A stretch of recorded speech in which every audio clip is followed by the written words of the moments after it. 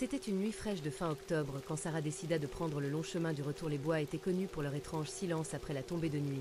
Mais Sarah appréciait la solitude après une longue journée de travail. Sa voiture, une vieille, mais fiable berline, ronronnait le long de la route désolée qui coupait à travers le cœur de la forêt. Seule lumière venait de ses phares, fendait le brouillard qui s'étalait épais sur le sol des arbres comme sentinelle silencieuse.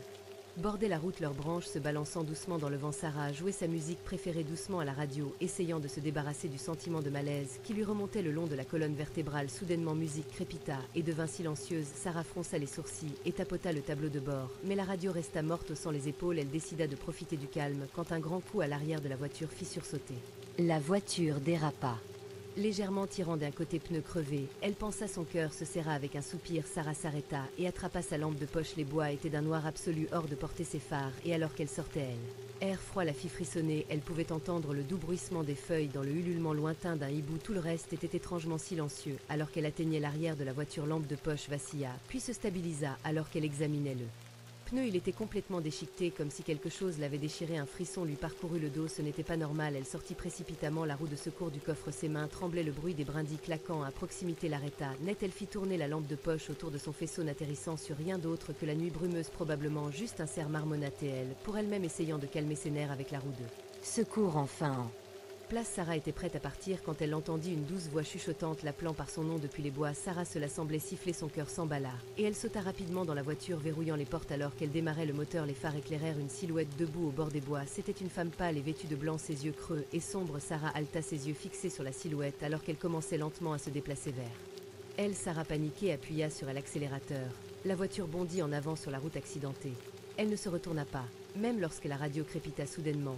Back to Life joua une mélodie statique. Son esprit s'emballa avec des pensées sur la femme. Qui était-elle? Que voulait-elle? La route semblait s'étendre sans fin, et le cœur de Sarah ne cessa battre jusqu'à ce que les lumières de la ville apparaissent. Elle ne s'arrêta pas avant d'être en sécurité dans son allée, tremblante et essoufflée, lorsque son père sortit pour voir pourquoi elle klaxonnait si frénétiquement qu'elle pouvait à peine parler. Sarah n'a plus jamais pris le long chemin du retour, évitant autant que possible la route par les bois. Parfois, les nuits calmes, elle pouvait encore entendre le faible murmure de son nom dans le vent, lui envoyant des frissons dans le dos. Le murmure dans le vent. Des semaines s'étaient écoulées depuis cette nuit terrifiante, mais l'image de la femme fantomatique près des bois hantait les pensées de Sarah. Malgré tous ses efforts, la curiosité l'emporta sur elle. Elle avait besoin de réponses. La bibliothèque, la ville, semblait être un bon endroit pour commencer un référentiel de l'histoire locale, et peut-être espérait-elle un indice sur l'identité de la mystérieuse figure. Sarah a passé ses week-ends à feuilleter de vieux journaux et livres pour en apprendre davantage sur la ville et ses résidents au fil des décennies. C'est à ce moment-là qu'elle est tombée sur une histoire des années 1950 qui lui a fait froid dans le dos. Il s'agissait d'une jeune femme nommée Annabelle Lee qui avait mystérieusement disparu une nuit brumeuse d'octobre. Son dernier itinéraire connu était la route à travers les bois, la même que celle Sarah avait empruntée. Plus elle lisait, plus elle devenait obsédée. Annabelle était aimée de tous. Elle était connue pour sa gentillesse et son sourire éclatant, mais sa fin fut tragique et entourée de mystères. L'histoire raconte qu'elle était en route pour retrouver son fiancé lorsqu'elle a disparu, ne laissant derrière elle qu'un collier trouvé près du bord de la route. Personne ne l'a jamais revu. Poussée par un nouvel objectif, Sarah a décidé de visiter l'endroit où le collier a été trouvé. Selon les archives, c'était un après-midi ensoleillé lorsqu'elle s'est garée près de l'endroit. La lumière du jour n'a pas réussi à apaiser la sensation de boin qui l'envahissait alors qu'elle marchait le long de la route. Elle a remarqué quelque chose qui scintillait dans la terre sous un buisson. Elle s'est accroupie, son souffle arrêté dans sa gorge. Découvrit un petit collier en argent terni avec une initiale à graver sur le pendentif. C'était sans aucun doute celui d'Annabelle. Soudain, l'air autour d'elle devint froid et le murmure familier revint plus prononcé cette fois. « Aidez-moi !» il suppliait en résonnant autour d'elle. Sarah se retourna à moitié, s'attendant à voir l'esprit d'Annabelle, mais il n'y avait rien. Le murmure semblait venir des bois, l'attirant vers l'obscurité contre son meilleur jugement. Sarah suivit la voix dans les bois. Les arbres semblaient se refermer autour d'elle alors qu'elle marchait plus profondément, la lumière s'estompant à chaque pas. Le murmure la guida vers une clairière où l'air semblait chargé et le sol était étrangement stérile. Au centre de la clairière, partiellement enfouie dans la terre, se trouvait une vieille voiture rouillée. C'était un modèle des années 1950 recouvert de mousse et de vignes, comme si la forêt avait essayé de l'avaler tout entière. La réalisation frappa Sarah durement. La voiture était celle d'Annabelle. C'était la vue de sa disparition. Alors qu'elle s'approchait de la voiture, l'air devint épais et les murmures plus forts, la poussant à regarder l'intérieur avec des mains tremblantes. Sarah essuya la crasse sur la fenêtre pour regarder à l'intérieur sur le siège passager. Il y avait une photo fanée d'Annabelle souriante, figée dans le temps. Les murmures cessèrent soudainement, remplacés par un lourd silence. Sarah sentit une vague de tristesse la submerger. Comprenant enfin ce qui s'était passé, Annabelle n'était pas partie, elle avait été piégée, ici seule toutes ces années avec des larmes dans les yeux. Sarah prit la photo et le collier, promettant à haute voix de les rendre là. Famille restante d'Annabelle, cela semblait être la bonne chose à faire, un moyen d'aider Annabelle à trouver la paix alors qu'elle quittait la clairière, elle. Atmosphère s'éclaircit et pour la première fois depuis qu'elle avait rencontré la silhouette fantomatique, la forêt ne semblait pas menaçante. C'était comme si Annabelle avait attendu que quelqu'un découvre son histoire pour libérer son esprit. Sarah rendit les objets et la famille Lee fut reconnaissante. Bien que le cœur brisé, ils organisèrent une petite cérémonie pour se souvenir d'Annabelle, plaçant le collier avec sa photo à elle. Église locale. À partir de ce moment, les murmures cessèrent et Sarah ne revit plus jamais la silhouette fantomatique. Mais chaque année, à l'anniversaire de sa découverte, elle passait par les bois, un clin d'œil à l'esprit. Elle a aidé à libérer, éternellement reconnaissante pour la paix qui leur avait été apportée à tous les deux. Les échos des derniers mois se sont transformés en années et la vie de Sarah a progressivement trouvé un nouveau rythme, mais les événements de cet octobre hanté ne l'ont jamais vraiment quitté. L'histoire des Annabelle Lee, autrefois enterrée dans les archives de la bibliothèque poussiéreuse, avait suscité un mélange de fascination et de peur parmi les habitants de la ville, et Sarah s'est retrouvée au centre d'une communauté à la fois reconnaissante pour sa bravoure et méfiante envers les ombres inconnues projetées par leur propre bois. Histoire de l'apparition fantomatique et les rencontres étranges de Sarah se sont propagées au-delà des ragots locaux, attirant l'attention des passionnés du paranormal et des enquêteurs désireux de découvrir ou vivre quelque chose de surnaturel. La route, autrefois calme et évitée à travers les bois, est devenue un spectacle de visite fréquente des curieux et des courageux, la transformant en une sorte d'attraction touristique sombre. Au milieu de cette attention retrouvée, Sarah a trouvé son propre sens du but. Elle a commencé un blog pour partager ses expériences et recherches sur le folklore local, qui a rapidement gagné des adeptes. Le blog s'est transformé en une petite entreprise organisant des visites historiques et fantômes, qui comprenaient des séances de contes là où son étrange voyage a commencé, tandis que l'entreprise apporta une nouvelle vie à la ville. Elle permit également Sarah de contrôler le récit en s'assurant que l'histoire d'Annabelle soit respectée et non exploitée. Cependant, la paix que Sarah avait contribué à apporter à l'esprit d'Annabelle ne signifiait pas que les bois avaient abandonné tous leurs secrets. Les rapports des habitants et touristes sur des vues et des sons étranges suggéraient qu'il y avait plus d'histoires cachées sous la canopée de ces arbres anciens. Sarah se sentit responsable d'explorer ces contes non seulement par curiosité, mais aussi pour aider ceux qui pourraient encore être perdus et oubliés.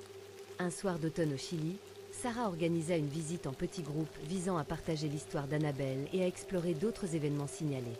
Alors qu'ils marchaient dans la forêt, les feuilles croustillantes sous les pieds et le murmure du vent créaient une bande sonore naturelle mais étrange. Sarah les conduisit à la clairière où elle avait trouvé la voiture d'Annabelle, désormais débarrassée du véhicule mais marquée par une petite plaque qu'elle avait placée là en mémoire. Alors que le groupe se rassemblait autour, écoutant attentivement le récit de Sarah de cette nuit fatidique, un faible son perça l'air immobile, une douce mélodie qui semblait venir de nulle part et de partout à la fois. Le groupe tomba. Silence, s'efforçant d'en entendre davantage. La mélodie devint plus forte, une mélodie envoûtante qui semblait aussi vieille que le temps lui-même. Guidée par son, Sarah s'aventura plus profondément dans les bois, son groupe la suivant, leurs lampes de poche filant entre les arbres et les fourrés. Ils arrivèrent à une autre clairière plus petite et entourée de branches densément entrelacées qui lui donnaient une sensation presque semblable à celle d'une pièce. Au centre de la clairière se trouvait un vieux violon battu par les intempéries. Sarah prit soigneusement l'instrument, sentant une bouffée d'air froid la traverser tandis qu'elle le faisait. La mélodie s'arrêta brusquement et une voix douce et mélancolique murmura merci. Le groupe resta figé, hypnotisé par l'expérience. Sarah ressentait un mélange de crainte et de tristesse, promit découvrir à qui appartenait le violon, sentant une autre histoire d'âme perdue attendre d'être racontée. De retour en ville, une plongée profonde dans les archives historiques révéla que le violon appartenait à un jeune homme nommé Elias Ford, disparu dans les années 1930. Il était connu en ville comme un violoniste talentueux. On l'entendait souvent s'entraîner dans les bois où, disait-il, le calme aidait sa musique. Avec ce nouveau chapitre, les visites de Sarah sont devenues encore plus populaires, son blog a prospéré avec des histoires du passé, et sa vie a trouvé un nouveau sens. Elle a aidé sa communauté à se connecter avec son histoire, apportant la paix aux esprits depuis longtemps oubliés. Sarah ne s'est jamais sentie seule dans ses efforts. Les murmures des bois, qu'elle croyait être des guides l'aidant à découvrir et à guérir les blessures du passé, les ombres des traditions oubliées, années paix et le lien de Sarah avec les histoires. Spectral de la ville profonde, son blog est devenu un centre de recherche d'histoire locale et paranormale à part entière. Installée dans une vieille maison victorienne rénovée, qui lui servait à la fois de maison et de quartier général, elle a été affectueusement surnommée la Maison des Murmures par les habitants. Un clin d'œil aux nombreuses voix qui ont conduit Sarah à découvrir des vérités cachées, la Maison Murmure est devenue un sanctuaire pour ceux qui sont fascinés par le paranormal, ainsi qu'un lieu de réconfort pour ceux qui cherchent à comprendre les événements inexpliqués de leur vie. Sarah, avec son comportement calme et ses connaissances profondes, est devenue une figure de réconfort et d'autorité. Elle organisait des réunions régulières où les gens partageaient leurs expériences et Sarah a discuté de l'histoire de la ville, transformant sa passion en un voyage communautaire. Cependant, plus Sarah s'est penchée sur les mystères de la ville, plus elle a réalisé à quel point tout était lié au chagrin et à la perte non résolue. Son rôle a évolué au-delà de celui d'une conteuse ou d'un guide. Elle est devenue un moyen par lequel la ville a traité sa mémoire collective et a trouvé une conclusion. Un soir d'automne, lors de l'anniversaire La Maison des Murmures, Sarah a présenté un nouveau projet appelé les Lanternes de la Mémoire. Chaque lanterne représentait une âme perdue ou histoire non résolue du passé de la ville. Les membres de la communauté ont été invités à adopter une lanterne.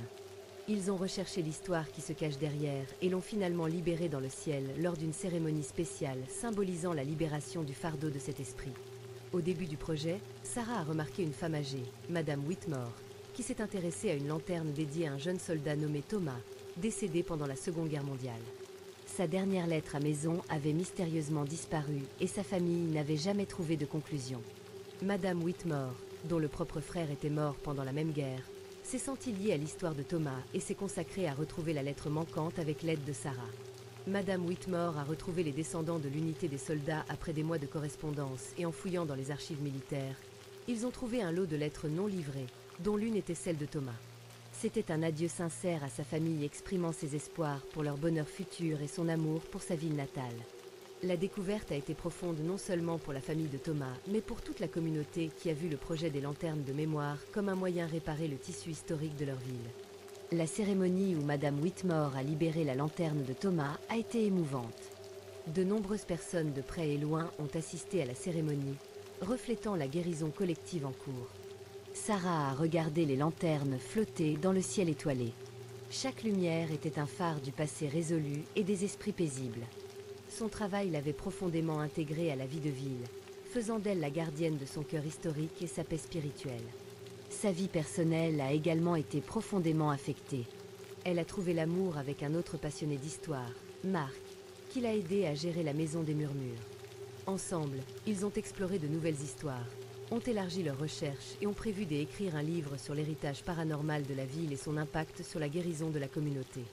Alors que Sarah regardait vers l'avenir, elle ressentait un profond sentiment d'accomplissement et de responsabilité. La Maison des Murmures était devenue un centre d'apprentissage et héritage, un endroit où le passé n'était pas craint mais embrassé, y compris ses promenades autrefois solitaires à travers les bois sombres. Elle avait mené à une vie où elle guidait les autres à travers leurs ombres, aidant à éclairer leur chemin avec les murmures de l'histoire. Le Festival des Ombres, c'était la veille du festival annuel des ombres de la ville, une tradition qui a commencé des années après que Sarah ait ouvert là. Maison des Murmures, à l'origine un événement amusant destiné à célébrer l'histoire étrange de la ville avec des histoires de fantômes et une horreur légère, il était devenu un événement important qui attirait des visiteurs des régions voisines. Cependant, cette année, alors que les préparatifs étaient en cours, une série d'événements étranges ont commencé à perturber la communauté. 3 jours avant le festival, pluvieux chênes de la ville debout au centre, la place principale est décorée de lanternes inexplicablement fanées pendant la nuit. Le lendemain matin, plusieurs habitants de la ville ont rapporté avoir vu des figures spectrales dans le brouillard qui roulaient inhabituellement épais. Des bois encore plus dérangeants, la faune locale a montré un comportement étrange avec des oiseaux volant de manière erratique et des chiens hurlant sans raison apparente. Sarah et Marc ont été inondés de questions et demandent d'explications. La communauté ne se tournait pas seulement vers eux pour des histoires du passé, mais pour se rassurer dans le présent face à des phénomènes qui défiaient les parallèles historiques. Facile, Sarah sentit une profonde responsabilité de trouver des réponses. Elle décida que cela nécessitait une enquête plus approfondie que celle qu'ils avaient jamais entreprise avec Marc. Sarah organisa une veillée nocturne la veille du festival. Des bénévoles de la ville et des visiteurs équipés de caméras, enregistreurs vocaux et autres équipements se rassemblèrent à la Maison des Murmures. Alors que le crépuscule tombait, ils se déployèrent pour former un périmètre autour de la ville en se concentrant sur les zones où les activités les plus inhabituelles avaient eu lieu. Rapportèrent la nuit fut calme au début, le seul bruit étant le ululement lointain d'un hibou et le doux bruissement des feuilles. Mais lorsqu'elle horloge sonna minuit, la température baissa brusquement et le brouillard commença à s'épaissir, tourbillonnant autour des bénévoles comme un être vivant. Soudain, Sarah Postée près du chêne desséché, entendit le faible son de la musique vieille, mélancolique et étrangement convaincante. Elle suivit le son la conduisant loin de la place et vers le vieux moulin à la lisière de ville abandonnée. Depuis longtemps, la musique devint plus forte à mesure qu'elle s'approchait, et à travers le brouillard, elle vit des lumières vaciller à l'intérieur du bâtiment. Sarah entra dans le moulin, ils ont soigneusement marqué de près à elle. Intérieur, qu'ils ont trouvé un vieux phonographe qui tournait tranquillement dans le coin la source de musique. Comment elle était arrivée là, ou pourquoi elle jouait était un mystère. Alors qu'ils enquêtaient sur la pièce, Mark a remarqué autre chose, un vieux journal enterré sous un tas de débris dans le coin de la pièce. Le journal appartenait au dernier propriétaire connu du moulin, un reclus qui, selon la rumeur,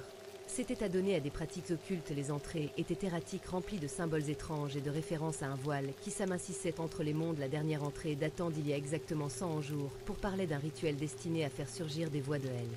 Au-delà, coïncidant avec les énergies naturelles de l'emplacement, la ville, réalisant les implications, Sarah et Mark se sont précipités vers la place de ville, le journal en main. Ils ont émis l'hypothèse que le rituel aurait pu créer un cycle, un éco-centenaire qui affectait la ville. Maintenant, avec la communauté rassemblée pour la veiller, Sarah a expliqué ses découvertes et a proposé un plan pour contrer les effets persistants du rituel en utilisant le journal comme guide. La ville s'est unie et ensemble ils ont exécuté un contre-rituel à la base de la chêne flétrie, tandis qu'ils chantaient la dernière des incantations. L'air scintillait. Le brouillard se dissipa et la faune se calma. À l'aube, le chêne montra à nouveau des signes de vie, bourgeonnant nouvelles feuilles vertes comme s'il était rajeuni par leurs efforts. Le festival des ombres se poursuivit, imprégné d'un réel sentiment de célébration et de soulagement. L'événement solidifia le rôle de The Whisper House, non seulement en tant que centre de recherche paranormale, mais aussi en tant que phare d'unité et de résilience au sein de la communauté. Sarah et Mark documentèrent toute l'expérience en ajoutant un nouveau chapitre à l'histoire de la ville et aux archives de The Whisper House. Ils avaient non seulement résolu un mystère, mais avaient également approfondi leurs liens entre eux et avec la ville qu'ils aimaient, l'héritage d'eux. Suite au succès de leur intervention au Festival des Ombres, Sarah et Mark se retrouvèrent considérés non seulement comme des historiens locaux, mais aussi des protecteurs du bien-être spirituel de la ville. Ce nouveau rôle apporta à la fois révérence et responsabilité, les poussant à approfondir l'histoire et les mystères de leur environnement.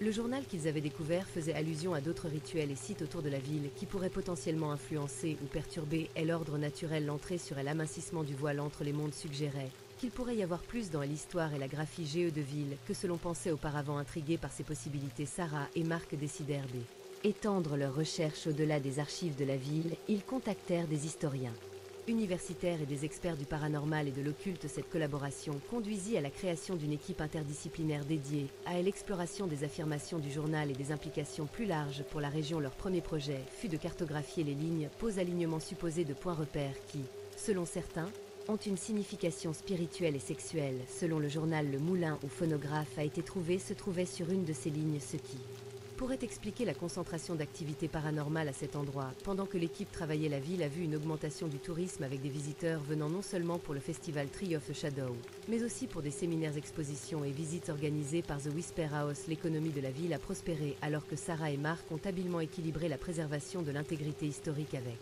l'engagement du public. Cependant, leur succès a également attiré le scepticisme et l'inquiétude. Certains habitants craignaient que creuser trop profondément dans ces aspects mystiques ne dérangeait les choses, qu'il vaut mieux laisser tranquilles. D'autres craignaient que la commercialisation des histoires les plus sombres de la ville ne les prive de leur solennité. Au milieu, c'est dynamique. Une découverte inattendue a de nouveau déplacé le récit. En examinant de vieilles cartes et documents liés aux lignes de pause, l'équipe est tombée sur des références à une chapelle oubliée, soit 10 ans construite sur un site de pouvoir spirituel important. La chapelle avait été détruite dans un incendie. Des circonstances mystérieuses au début des années 1900 et son emplacement exact avait depuis été perdu dans le temps. Poussé par le potentiel de cette découverte, Sarah, Mark et son équipe ont organisé une expédition pour trouver les ruines de la chapelle. Après un travail de terrain approfondi, ils ont découvert les fondations cachées dans un fourré dense dans les bois non loin du moulin. Parmi les ruines, ils ont trouvé des restes calcinés de ce qui semblait être des objets rituels et un autel. La découverte a suscité plus de questions que de réponses. Quelles pratiques y avaient été pratiquées, ce qui avait conduit à la destruction de la chapelle? L'équipe a entrepris d'enquêter sur l'histoire du site en fouillant dans les registres de propriété, journaux personnels et documents d'église. Leurs recherches ont révélé que la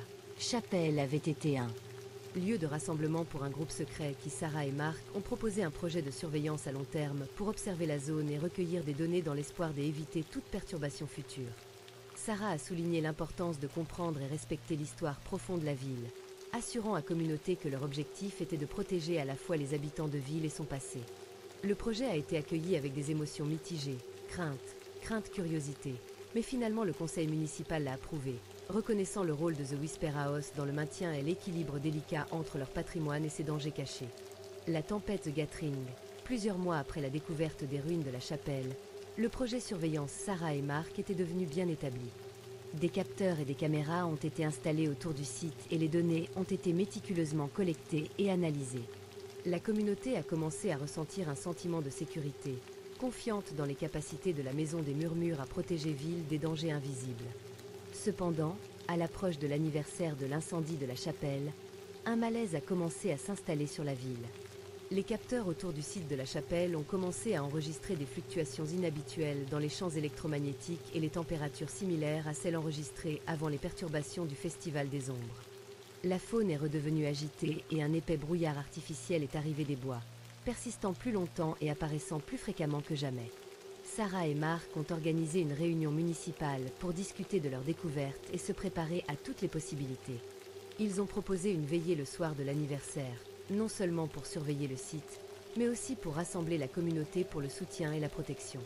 À l'approche de la date Drew, l'atmosphère en ville devenait tendue, le brouillard semblait porter des murmures, ravivant de vieilles peurs parmi les habitants de la ville. Sarah, déterminée à maintenir son calme, a augmenté ses efforts de sensibilisation communautaire en organisant des ateliers pour éduquer sur les aspects scientifiques et historiques de leur découverte, tentant de démystifier les phénomènes à la veille de l'anniversaire.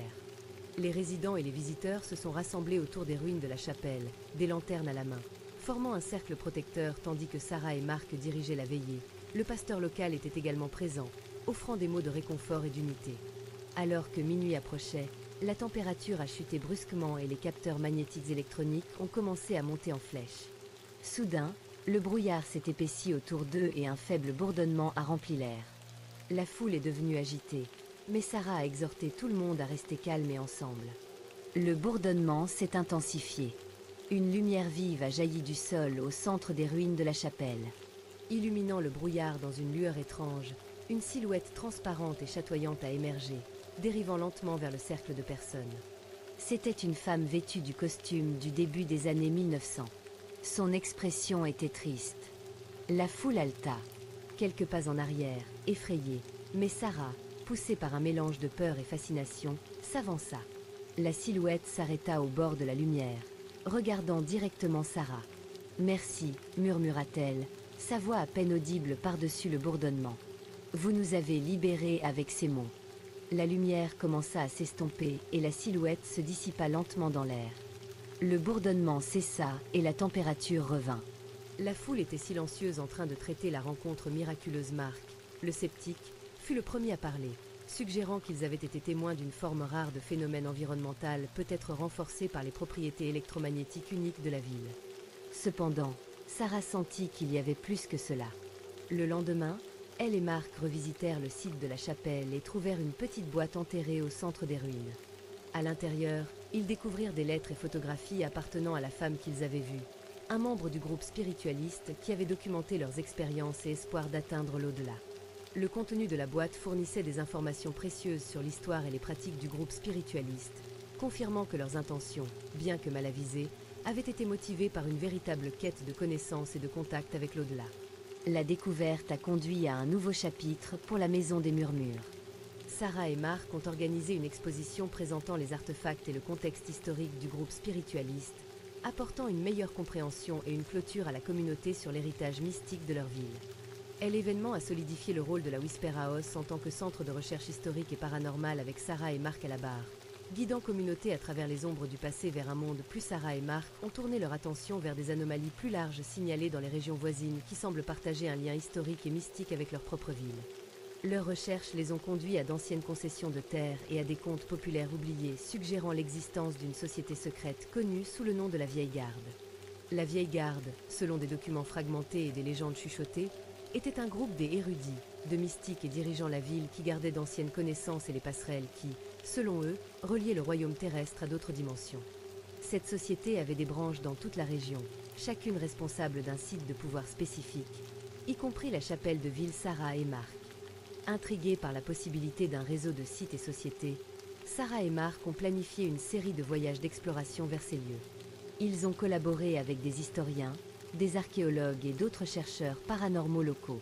Chaque site offrait des pièces d'un puzzle, des chambres cachées, de vieux manuscrits et des artefacts gravés de symboles correspondant à se trouver dans le journal du moulin.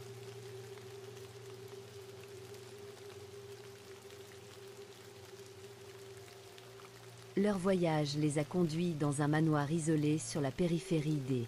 Une ville voisine, le manoir était réputé pour être le lieu de réunion du plus haut conseil de la vieille garde. Il avait été abandonné. Pendant des décennies, les terrains étaient envahis par la végétation et structures étaient en ruine alors qu'ils exploraient les pièces poussiéreuses oubliées. Sarah est tombée sur une bibliothèque cachée derrière un faux mur dans le bureau. La bibliothèque était un trésor de connaissances occultes et de documents historiques, y compris des cartes détaillées, lignes de pose-journaux personnels des membres de la vieille garde et plans de rituels destinés à communiquer avec ou éventuellement à contrôler les forces surnaturelles. Parmi les textes, ils ont trouvé une enveloppe scellée adressée aux futurs gardiens laissée par le dernier chef connu de la vieille garde à l'intérieur. Enveloppe, il y avait une lettre et un pendule en cristal. La lettre expliquait que la société s'était dissoute après un événement catastrophique survenu lors de elle. Un de leurs principaux rituels conduisant à la libération incontrôlée d'énergie qui ont entraîné les phénomènes se manifestant maintenant périodiquement dans toute la région. La lettre implorait les futurs découvreurs de la bibliothèque d'utiliser les connaissances de manière responsable, avertissant des dangers de l'ingérence dans les forces au-delà la compréhension humaine. La découverte était monumentale. Sarah et Mark ont réalisé que leur ville faisait partie d'une tapisserie beaucoup plus grande et plus complexe d'activités historiques et mystiques. Ils décidèrent de documenter leur découverte dans une base de données complète, créant une carte du mystique reliant les sites, événements et les personnages historiques de la région. Ils présentèrent leur découverte lors d'une grande conférence sur le paranormal et la préservation historique, proposant une approche collaborative pour étudier ces sites en s'assurant qu'il était respecté et préservé. Leur présentation fut accueillie avec enthousiasme et un peu de scepticisme, mais elle ouvrit le dialogue avec des experts internationaux en archéologie historique. Dans le paranormal, de retour dans leur ville, Sarah et Mark transformèrent la maison Whisper en un centre de recherche et d'éducation, se concentrant non seulement sur la recherche paranormale, mais aussi sur la préservation des sites historiques et éducation du public sur l'importance de respecter et de sauvegarder ces lieux de pouvoir. Alors qu'ils continuaient leur travail, Sarah et Mark conservèrent le pendule en cristal de la bibliothèque de la vieille garde pour rappeler l'équilibre nécessaire entre la recherche de connaissances et le maintien du respect de l'inconnu. Ils établirent un rassemblement annuel à la maison Whisper, invitant les chercheurs, les historiens et les curieux du monde entier à partager leurs connaissances et leurs expériences, favorisant une communauté dédiée à la compréhension du passé et de ses implications pour l'avenir. L'éveil de Sarah et le rassemblement annuel Mark à la maison des murmures a pris de l'importance. Des chercheurs et des passionnés du monde entier ont apporté avec eux des histoires de phénomènes similaires se produisant dans leur propre région. Cet afflux d'informations a révélé des modèles suggérant un réseau mondial de sites mystiques, chacun connaissant une résurgence des activités qui coïncidaient avec certains alignements célestes. Au cours d'un de ces rassemblements, le docteur Elena Morova, une historienne russe spécialisée dans la mythologie slave et les phénomènes célestes, a présenté ses recherches sur la veillée des anciens, un événement documenté une fois par siècle lorsque les étoiles s'alignent dans une configuration rare selon ses découvertes. Cet alignement semblait activer ces sites en créant des passerelles qui brouillaient les lignes entre dimensions. Les recherches d'Elena ont fait prendre conscience à Sarah et Mark qu'ils approchaient de la prochaine occurrence de cet événement céleste. Avec les informations de la bibliothèque de la vieille garde et les données qu'ils avaient collectées, ils ont émis l'hypothèse que l'énergie de ces alignements devait être équilibrée pour éviter un autre événement catastrophique comme celui qui avait dissous la vieille garde. Déterminés à se préparer à l'alignement venir, Sarah et Mark ont mené une initiative appelée Projet Line. Ils ont atteint. Sarah et Mark ont coordonné les efforts depuis la maison Whisper, qui servait de plaque tournante pour collecte données et communication la nuit de l'alignement.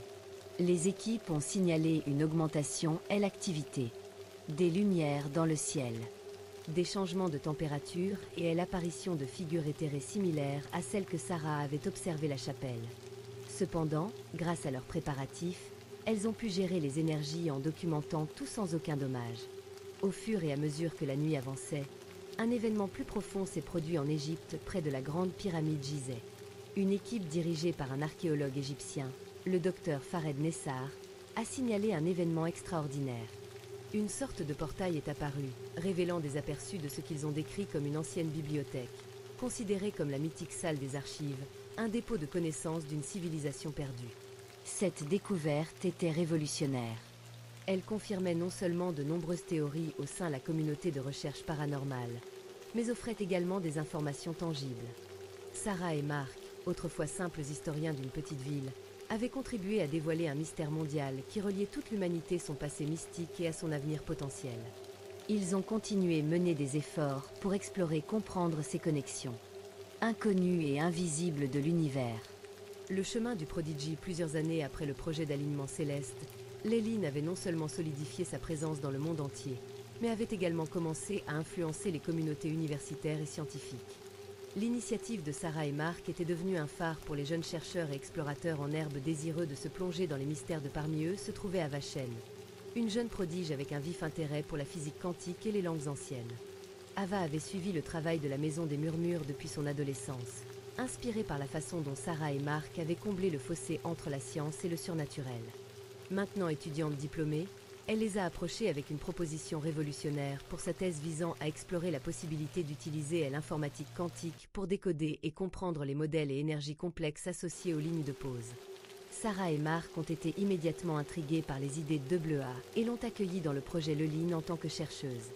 L'arrivée d'Ava a apporté une nouvelle vague des énergies et de savoir-faire technologiques à l'équipe. Son approche combinait les connaissances anciennes stockées dans la salle des archives avec une technologie de pointe visant à percer des secrets qui étaient auparavant hors de portée. Alors qu'Ava s'installait dans son nouveau rôle, elle a fait une découverte surprenante. Les modèles qu'elle étudiait semblaient prédire non seulement des événements surnaturels, mais aussi naturels majeurs, tremblements de terre, des éruptions volcaniques et plus encore. Ce modèle prédictif pourrait potentiellement sauver d'innombrables vies en fournissant des avertissements précoces et en changeant la façon dont l'humanité interagissait avec les caractéristiques les plus volatiles de la planète. Ava a travaillé sans relâche, souvent tard dans la nuit. Un soir, alors qu'elle analysait un ensemble de données particulièrement complexes, elle a remarqué une anomalie. Une ligne pause qui ne correspondait à aucune caractéristique historique ou naturelle connue. C'était comme si elle indiquait quelque chose qui n'était pas censé exister. Curieuse, Ava a présenté ses découvertes à Sarah et Mark. Ensemble, ils ont décidé d'enquêter, ce qui a conduit à une expédition aux coordonnées fournies par les modèles d'Ava. L'emplacement se trouvait dans une partie reculée de la forêt amazonienne, un endroit peu documenté par la science moderne.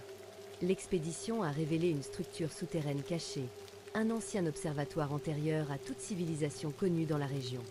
À l'intérieur, ils ont trouvé des outils astronomiques et murs couverts d'inscriptions qu'Ava, avec sa connaissance des langues anciennes, a commencé à traduire les textes.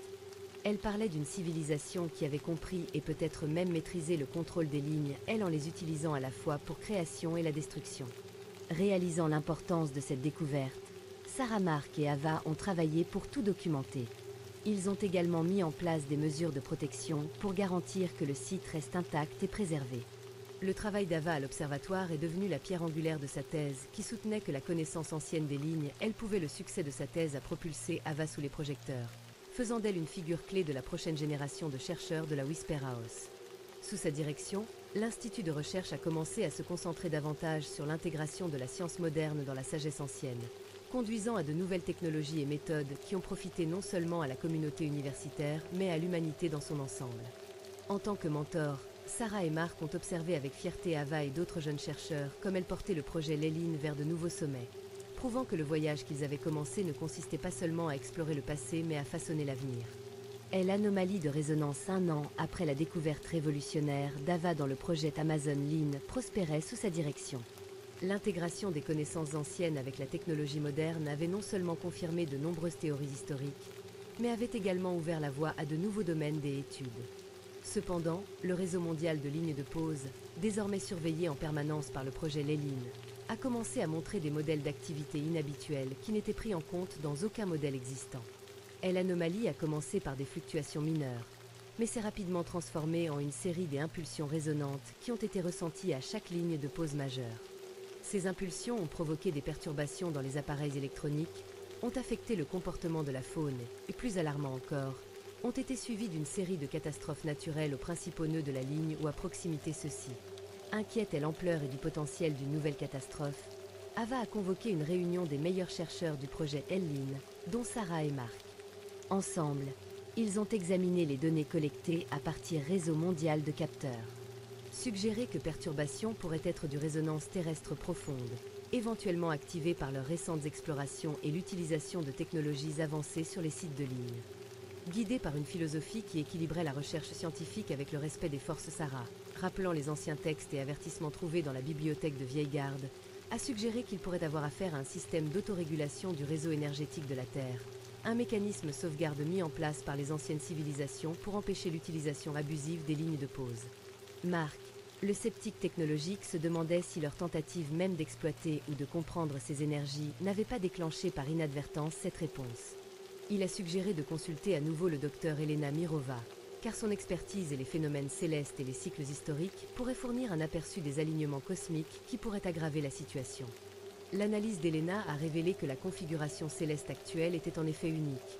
La dernière fois qu'elle s'est produite il y a plus d'un millénaire, elle n'était documentée que dans les documents historiques plus obscurs. Elle a émis l'hypothèse que l'alignement pourrait amplifier l'énergie de la ligne pause, conduisant aux perturbations mondiales.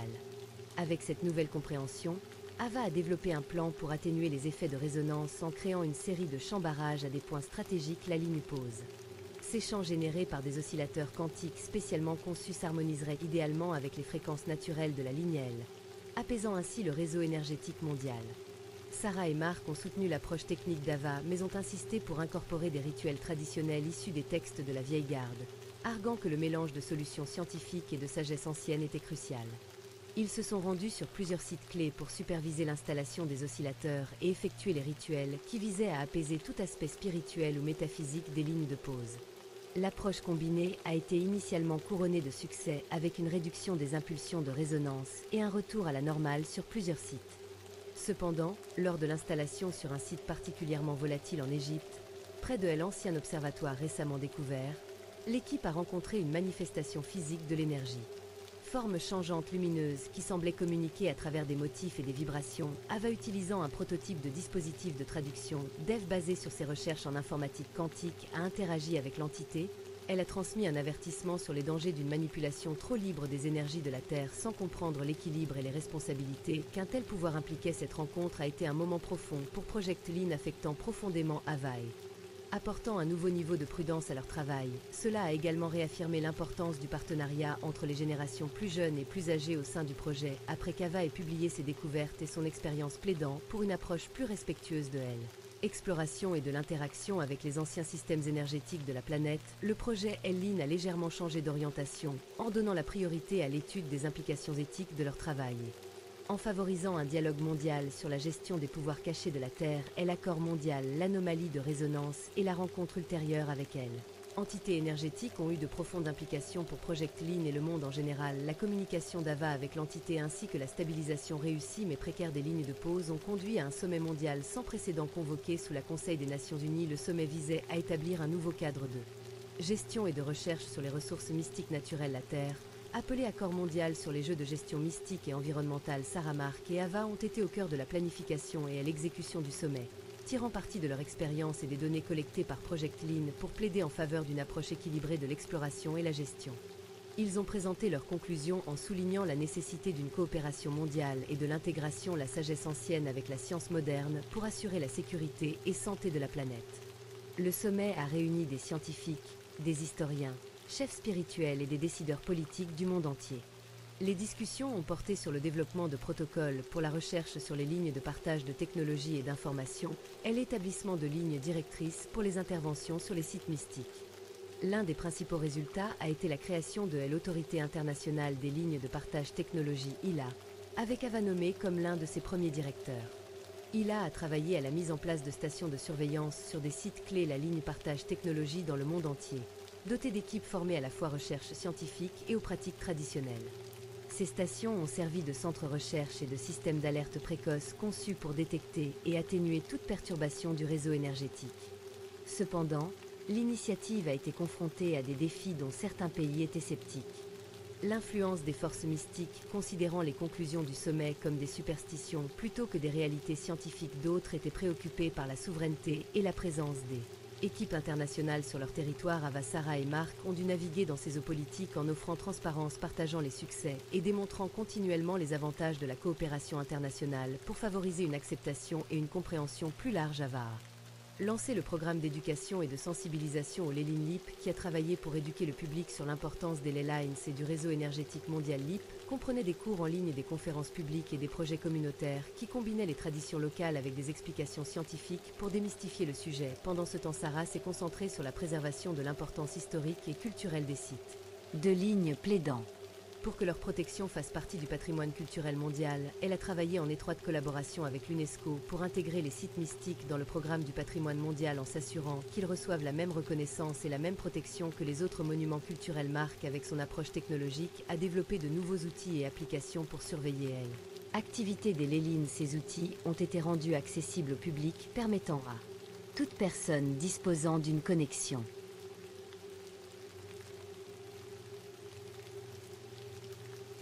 Internet d'observer les données des Lélines en temps réel, ce qui a non seulement augmenté la transparence, mais a également engagé une communauté mondiale au cours du processus de surveillance. Au fur et à mesure que le projet avançait, le scepticisme initial commença à s'estomper. Les avantages évidents des stations de surveillance, la sensibilisation éducative et la gestion prudente des sites ont conduit à un changement progressif de perception. Les rapports annuels de l'île ont montré une diminution des rejets d'énergie incontrôlés et une augmentation des interventions proactives qui ont empêché des catastrophes potentielles grâce à leur travail inlassable et à leur dévouement. Ava Saramark ont aidé à forger une nouvelle compréhension entre les communautés mystiques et scientifiques, en promouvant un modèle de coopération mondiale qui a équilibré le respect du passé avec les possibilités de l'avenir, en s'appuyant sur l'établissement de l'accord mondial et de l'autorité internationale des lignes POSILA. Introduisons un défi important qui teste la résilience et l'efficacité de ces institutions. Cette nouvelle menace exige non seulement une réponse mondiale unifiée, mais met également en lumière un aspect caché des lignes de pause qui pourrait changer la compréhension de l'humanité des systèmes énergétiques de la Terre. Le pouls. 2 ans après la création d'ILA, le réseau de stations de surveillance a commencé à détecter un modèle d'activité sans précédent sur la grille mondiale des lignes de pause, surnommé le pouls. Ce phénomène est apparu comme une onde d'énergie pulsatoire synchronisée, qui a traversé les lignes de pause émanant d'un nœud central jusqu'alors inconnu situé dans la région reculée de l'Arctique. Impulsion a provoqué des perturbations importantes. Les communications par satellite ont été déformées, les migrations de la faune ont été modifiées. Et il y a même eu des rapports d'anomalies temporelles, des cas où le temps semblait fluctuer, observés par le personnel de plusieurs stations de surveillance. La communauté mondiale s'est tournée vers il et ses directeurs, dont AVA. Pour obtenir des conseils et une intervention reconnaissant le danger potentiel de l'impulsion, AVA a convoqué une session d'urgence d'île réunissant les plus grands experts mondiaux en géophysique, physique quantique et mysticisme. Ils ont émis l'hypothèse que l'impulsion pourrait être une sorte de signal réinitialisation, une réponse automatique du réseau énergétique de la Terre pour établir l'équilibre après des siècles de perturbations à la fois naturelles et humaines, déterminées à enquêter sur la source de l'impulsion et à trouver un moyen d'atténuer ses effets. AVA a proposé une mission audacieuse dans l'Arctique, non accompagnée d'une équipe d'experts dont Sarah et Marc. Ils se sont lancés dans l'expédition face à des conditions difficiles et aux qualités inconnues un puissant centre énergétique. En atteignant le nœud arctique, ils ont découvert une ancienne structure partiellement enfouie sous la glace avec des caractéristiques architecturales ressemblant à celles trouvées dans d'autres sites de lignes pause importants, mais construits avec des matériaux qui ne semblaient pas être de ce monde à l'intérieur. Ils ont trouvé des inscriptions dans une langue antérieure à tout système d'écriture humaine connu, ainsi que des appareils technologiques avancés qui étaient toujours opérationnels. Sarah, avec son expertise dans les civilisations anciennes, a travaillé aux côtés de linguistes pour déchiffrer les inscriptions qui parlaient d'une ancienne civilisation qui avait non seulement maîtrisé l'utilisation des lignelles, mais avait également prévu leur potentiel à provoquer des cataclysmes mondiaux. La structure était leur sauvegarde, un centre de contrôle conçu pour surveiller et réguler le flux d'énergie à travers le réseau. Pendant ce temps, Marc et une équipe d'ingénieurs étudiaient la technologie extraterrestre et découvraient qu'elle s'interfaçait directement avec les lignes de pause capables d'amplifier ou d'atténuer leur énergie. Ils ont commencé à développer une méthode pour intégrer cette technologie à leur propre objectif, de créer un mécanisme contrôlé pour répondre à l'impulsion et stabiliser le réseau de lignes pause. Pendant qu'ils travaillaient, AVA a dirigé les efforts pour maintenir la stabilité mondiale en utilisant ses ressources pour gérer les effets de l'impulsion. Elle a mis en œuvre des contre-mesures temporaires en déployant des amortisseurs d'énergie développés par l'équipe de MAR aux intersections critiques des lignes pause dans le monde entier.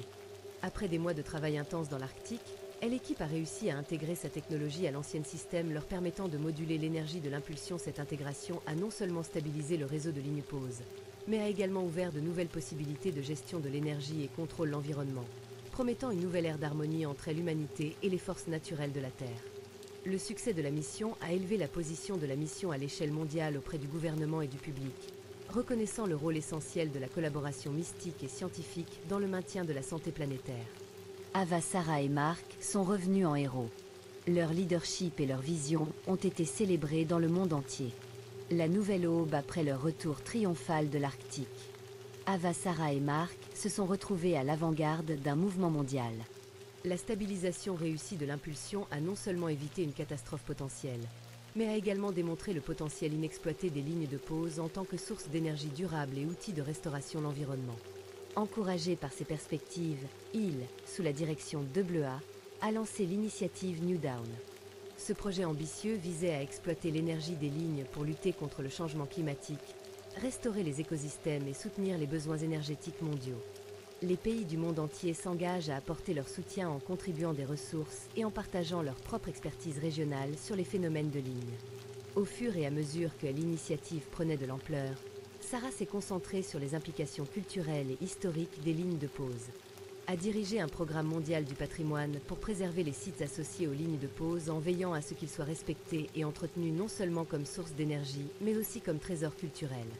Son travail a contribué à combler le fossé entre l'exploration scientifique et la préservation culturelle, favorisant une appréciation mondiale plus profonde des connaissances anciennes. Pendant ce temps, Marc, l'innovateur, a pris en charge le développement de la technologie pour exploiter en toute sécurité l'énergie des lignes. Son équipe a conçu une série de convertisseurs qui pourraient canaliser l'énergie des lignes de pause en utilisables sans perturber le réseau. Internet d'observer les données des lignes en temps réel, ce qui a non seulement augmenté la transparence, mais a également engagé une communauté mondiale au cours du processus de surveillance. Au fur et à mesure que le projet avançait, le scepticisme initial commença à s'estomper. Les avantages évidents des stations de surveillance, la sensibilisation éducative et la gestion prudente des sites ont conduit à un changement progressif de perception. Les rapports annuels de l'île ont montré une diminution des rejets d'énergie incontrôlés et une augmentation des interventions proactives qui ont empêché des catastrophes potentielles grâce à leur travail inlassable et à leur dévouement. Ava Saramark ont aidé à forger une nouvelle compréhension entre les communautés mystiques et scientifiques, en promouvant un modèle de coopération mondiale qui a équilibré le respect du passé avec les possibilités de l'avenir, en s'appuyant sur l'établissement de l'accord mondial et de l'autorité internationale des lignes POSILA. Introduisons un défi important qui teste la résilience et l'efficacité de ces institutions. Cette nouvelle menace exige non seulement une réponse mondiale unifiée, mais met également en lumière un aspect caché des lignes de pause qui pourrait changer la compréhension de l'humanité des systèmes énergétiques de la Terre. Le pouls. 2 ans après la création d'ILA, le réseau de stations de surveillance a commencé à détecter un modèle d'activité sans précédent sur la grille mondiale des lignes de pause, surnommé le pouls. Ce phénomène est apparu comme une onde d'énergie pulsatoire synchronisée, qui a traversé les lignes de pause émanant d'un nœud central jusqu'alors inconnu situé dans la région reculée de l'Arctique. Impulsion a provoqué des perturbations importantes, les communications par satellite ont été déformées, les migrations de la faune ont été modifiées. Et il y a même eu des rapports d'anomalies temporelles, des cas où le temps semblait fluctuer, observés par le personnel de plusieurs stations de surveillance. La communauté mondiale s'est tournée vers il et ses directeurs, dont AVA. Pour obtenir des conseils et une intervention reconnaissant le danger potentiel de l'impulsion, AVA a convoqué une session d'urgence d'île réunissant les plus grands experts mondiaux en géophysique, physique quantique et mysticisme. Ils ont émis l'hypothèse que l'impulsion pourrait être une sorte de signal réinitialisation, une réponse automatique du réseau énergétique de la Terre pour établir l'équilibre après des siècles de perturbations à la fois naturelles et humaines, déterminées à enquêter sur la source de l'impulsion et à trouver un moyen d'atténuer ses effets. AVA a proposé une mission audacieuse dans l'Arctique, non accompagnée d'une équipe d'experts dont Sarah et Marc. Ils se sont lancés dans l'expédition face à des conditions difficiles et aux qualités inconnues un puissant centre énergétique. En atteignant le nœud arctique, ils ont découvert une ancienne structure partiellement enfouie sous la glace avec des caractéristiques architecturales ressemblant à celles trouvées dans d'autres sites de lignes pause importants, mais construits avec des matériaux qui ne semblaient pas être de ce monde à l'intérieur. Ils ont trouvé des inscriptions dans une langue antérieure à tout système d'écriture humaine connu, ainsi que des appareils technologiques avancés qui étaient toujours opérationnels. Sarah, avec son expertise dans les civilisations anciennes, a travaillé aux côtés de linguistes pour déchiffrer les inscriptions qui parlaient d'une ancienne civilisation qui avait non seulement maîtrisé l'utilisation des lignelles, mais avait également prévu leur potentiel à provoquer des cataclysmes mondiaux. La structure était leur sauvegarde, un centre de contrôle conçu pour surveiller et réguler le flux d'énergie à travers le réseau. Pendant ce temps, Marc et une équipe d'ingénieurs étudiaient la technologie extraterrestre et découvraient qu'elle s'interfaçait directement avec les lignes de pause capables d'amplifier ou d'atténuer leur énergie. Ils ont commencé à développer une méthode pour intégrer cette technologie à leur propre objectif de créer un mécanisme contrôlé pour répondre à l'impulsion et stabiliser le réseau de lignes pause. Pendant qu'ils travaillaient, AVA a dirigé les efforts pour maintenir la stabilité mondiale en utilisant ses ressources pour gérer les effets de l'impulsion. Elle a mis en œuvre des contre-mesures temporaires en déployant des amortisseurs d'énergie développés par l'équipe de MAR aux intersections critiques des lignes pause dans le monde entier. Après des mois de travail intense dans l'Arctique, l'équipe a réussi à intégrer sa technologie à l'ancien système, leur permettant de moduler l'énergie de l'impulsion. Cette intégration a non seulement stabilisé le réseau de lignes pause, mais a également ouvert de nouvelles possibilités de gestion de l'énergie et contrôle l'environnement, promettant une nouvelle ère d'harmonie entre l'humanité et les forces naturelles de la Terre. Le succès de la mission a élevé la position de la mission à l'échelle mondiale auprès du gouvernement et du public, reconnaissant le rôle essentiel de la collaboration mystique et scientifique dans le maintien de la santé planétaire. Ava, Sarah et Mark sont revenus en héros. Leur leadership et leur vision ont été célébrés dans le monde entier. La nouvelle aube après leur retour triomphal de l'Arctique. Ava, Sarah et Mark se sont retrouvés à l'avant-garde d'un mouvement mondial. La stabilisation réussie de l'impulsion a non seulement évité une catastrophe potentielle, mais a également démontré le potentiel inexploité des lignes de pause en tant que source d'énergie durable et outil de restauration de l'environnement. Encouragé par ces perspectives, il, sous la direction de Bleuat, a lancé l'initiative New Dawn. Ce projet ambitieux visait à exploiter l'énergie des lignes pour lutter contre le changement climatique, restaurer les écosystèmes et soutenir les besoins énergétiques mondiaux. Les pays du monde entier s'engagent à apporter leur soutien en contribuant des ressources et en partageant leur propre expertise régionale sur les phénomènes de ligne. Au fur et à mesure que l'initiative prenait de l'ampleur, Sarah s'est concentrée sur les implications culturelles et historiques des lignes de pause. A dirigé un programme mondial du patrimoine pour préserver les sites associés aux lignes de pause en veillant à ce qu'ils soient respectés et entretenus non seulement comme source d'énergie, mais aussi comme trésor culturel. Son travail a contribué à combler le fossé entre l'exploration scientifique et la préservation culturelle, favorisant une appréciation mondiale plus profonde des connaissances anciennes.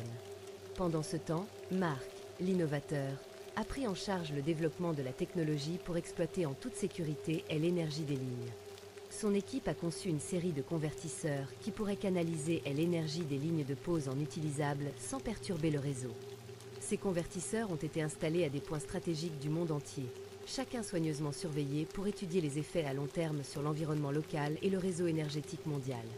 Cependant, à mesure que l'initiative New Dawn progressait, un nouveau défi est apparu. L'utilisation généralisée de l'énergie des lignes a commencé à attirer l'attention d'une civilisation extraterrestre inconnue. Les descendants de ceux qui avaient construit la structure de l'Archicé. Les premières rencontres étaient des signaux mystérieux et fugaces interceptés par les stations de surveillance Lille et des phénomènes aériens non identifiés observés à proximité du site principal de la ligne L. Inquiet des intentions de ces visiteurs extraterrestres, Ava a convoqué une réunion d'urgence du conseil d'administration d'eux. Le conseil a décidé de créer un groupe de travail First Contact avec Ava, Sarah et Mark comme membres clés du groupe de travail. L'objectif était de comprendre les motivations des visiteurs et d'établir une relation pacifique et coopérative. Le premier contact officiel a eu lieu sur un site de la ligne en Égypte, près de la grande pyramide Gizeh. Les émissaires extraterrestres, se faisant appeler les gardiens, ont révélé qu'ils avaient été les gardiens du réseau de la ligne Ley, assurant son équilibre et son intégrité. Ils avaient observé les progrès récents de l'humanité et étaient préoccupés par l'utilisation abusive potentielle de l'énergie la ligne Ley qui pourrait avoir des répercussions à travers les dimensions et galaxies. Les gardiens se sont offerts à partager leurs connaissances avancées en matière de gestion de l'énergie et de physique dimensionnelle à la condition que les gouvernements de la Terre acceptent certaines mesures de protection et de surveillance. Cette offre a conduit à des intenses négociations diplomatiques médiatisées par elles qui cherchaient à intégrer les connaissances du gardien à la souveraineté de l'humanité et à sa liberté de se développer. Au fur et à mesure que ces négociations se poursuivaient, Ava, Sarah et Mark se sont attaqués aux questions éthiques et philosophiques posées par cette nouvelle relation. Ils ont travaillé sans relâche pour s'assurer que le partenariat profiterait à toute l'humanité tout en préservant l'intégrité de la Terre et son héritage mystique. L'initiative New Dawn est ainsi devenue un phare de coopération interstellaire.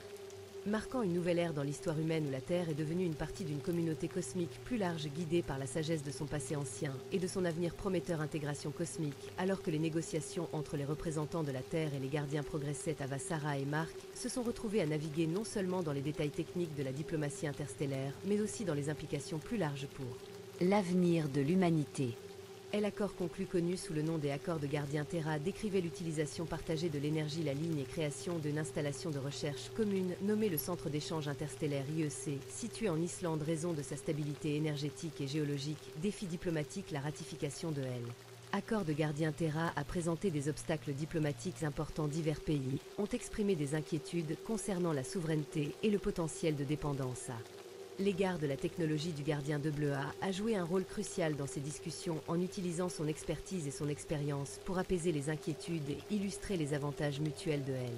Accord, elle a souligné le respect des gardiens pour l'autonomie de la Terre et leur désir d'éviter les erreurs passées qu'ils avaient observées dans d'autres mondes où la manipulation de l'énergie a conduit à un désastre. Les avancées technologiques sous la direction de Mark, l'IEC, Sarah et Ava, qui étaient devenus un symbole. La coopération entre les humains et les gardiens ont participé à des programmes éducatifs diffusés dans le monde entier, contribuant ainsi à démystifier les gardiens et répondre aux craintes ou préjugés persistants. Des défis inattendus ont cependant été relevés, mais l'intégration n'a pas été sans défi. Une faction au sein des gardiens s'est méfiée.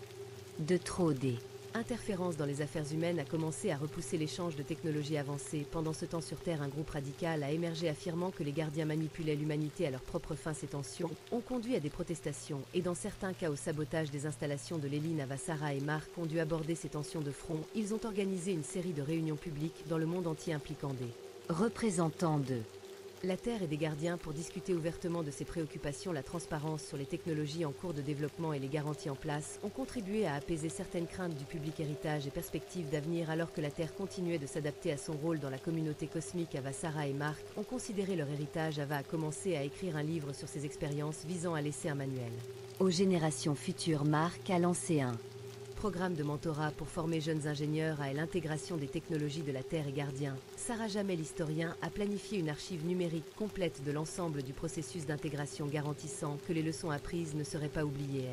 Accord de Gardien Terra était finalement un témoignage des possibilités d'un interstellar pacifique et productif. La Terre est devenue un modèle de la façon dont les civilisations avancées pouvaient travailler ensemble pour résoudre les défis universels, ouvrant la voie à un avenir où les frontières entre la science-fiction et les faits scientifiques seraient à jamais floues.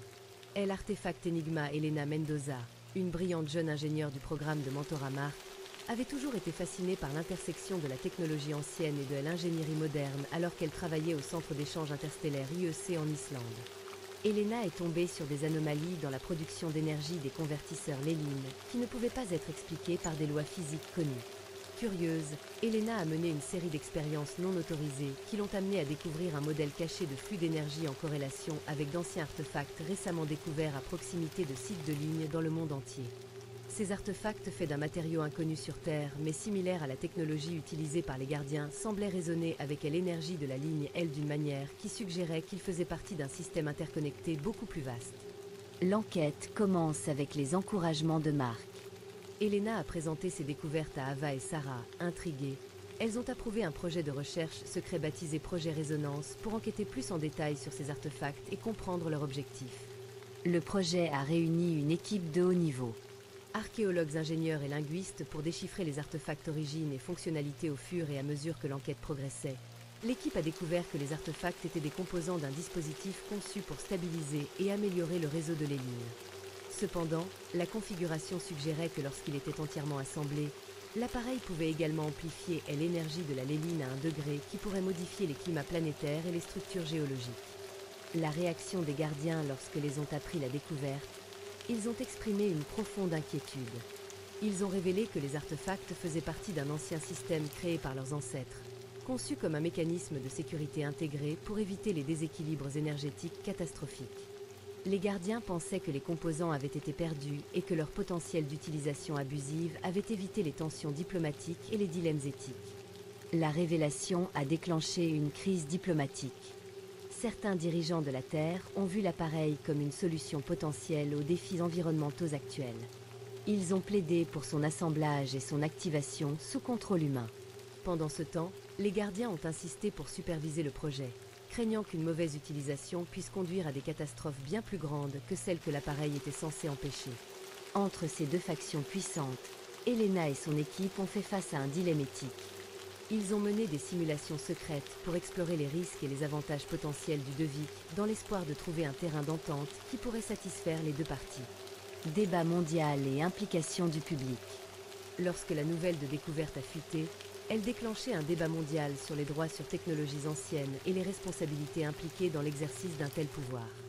Ava, cherchant à maintenir la transparence et confiance du public, a organisé une série de forums mondiaux où les experts et citoyens pouvaient exprimer leurs opinions et voter sur la future résolution du Devik et les nouveaux départs. Après des mois de débats et de réflexions approfondies, un consensus a été atteint. L'appareil serait assemblé et testé sous la supervision conjointe de scientifiques la Terre et des experts gardiens dans un lieu neutre. Les tests ont confirmé que si l'appareil pouvait effectivement modifier les modèles environnementaux, il nécessitait des ajustements précis et une compréhension approfondie de la dynamique des lignes. Sachant que seuls les gardiens pouvaient fournir, cet effort de collaboration a non seulement évité une mauvaise utilisation potentielle, mais a également renforcé les liens entre la Terre et les gardiens. Elena a été reconnue pour son rôle dans la gestion de cette question complexe. Elle a été nommée agent de liaison entre la Terre et la communauté scientifique gardienne, assurant ainsi une liaison continue.